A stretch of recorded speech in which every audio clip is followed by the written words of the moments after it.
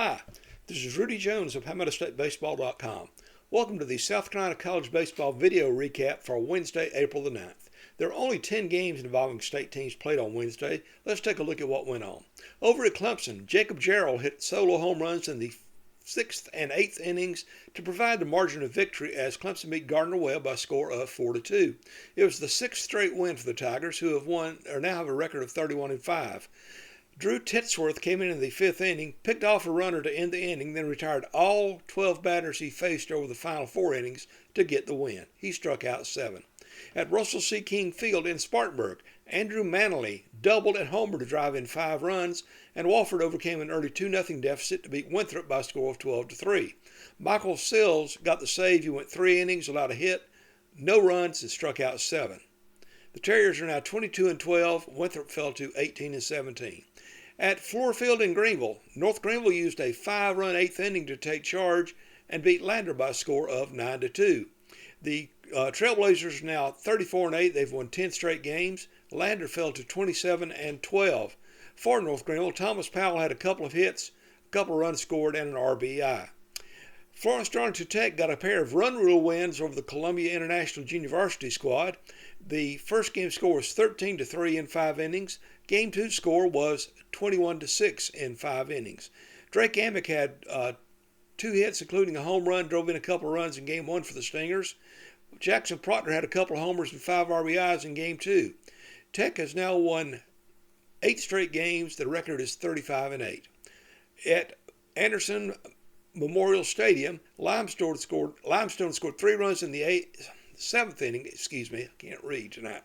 They scored 3 runs in the 7th to rally past Anderson for a score of 4-1.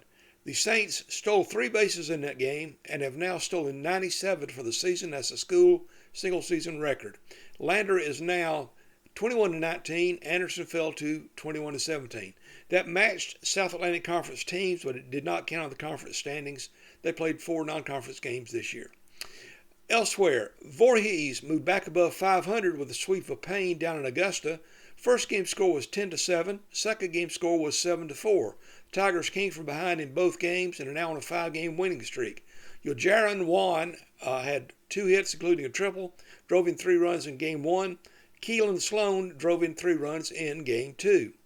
Daniel Citati hit 2 home runs against Ocoa Falls, and Columbia International won that game by a score of 16-8. The Rams have won 4 straight games and now have a 24-16 record. Up in North Carolina, Laurinburg, St. Andrews beat Morris by a score of 13-5. Dylan Levy had a pair of hits, a hit and 2 RBI for the Hornets, who fell to 1-31. Now, they did have the couple of sites of the Conference Carolinas Developmental Tournament, or JV tournament. They had 3 games at Dr. C. Keith Connor Field in Central. At that location, Erskine won a pair of games, beat Southern Wesleyan JV 6-0 in Game 1. They beat Belmont Abbey JV 6-4 in Game 2. Erskine clinched a spot in the semifinals next week in Florence. Southern Wesleyan beat Belmont Abbey 17-9. Elsewhere, at Sparrow Stadium in Florence, Barton beat Francis Marion 5-4 in Game 1 of the day. Shawan beat Barton 12-6 in Game 2, and Francis Marion beat Shawan 16-5. Based on what transpired down there, Francis Marion advances to the semifinals. There'll be another pod of competition tomorrow in Young Harris, Georgia. The winner of that pod, as well as the top second-place team, I'm not sure what the formula is for that, but the top second-place team will also go to Florence. There'll be semifinals and then a championship game next week at Sparrow Stadium. In the ACC on Wednesday, Boston College beat Dartmouth 12-2, Duke beat Campbell 10-7, Miami beat Bethune-Cookman 11-1, and Virginia Tech beat Troy 3-1. In the only SEC game played on Wednesday, Ole Miss beat Alcorn State 29-1. Now, there are a couple of games going on in the state on Thursday. That's an unusual situation. South Carolina begins its series at Texas A&M on Thursday with an 8 o'clock game in College Station. It will be televised or broadcast on ESPNU. The Gamecocks will continue to play the Aggies on Friday and Saturday. No game on Sunday. Also tomorrow, USC Union will visit the Erskine JV team for a doubleheader starting at 2 o'clock in Due West.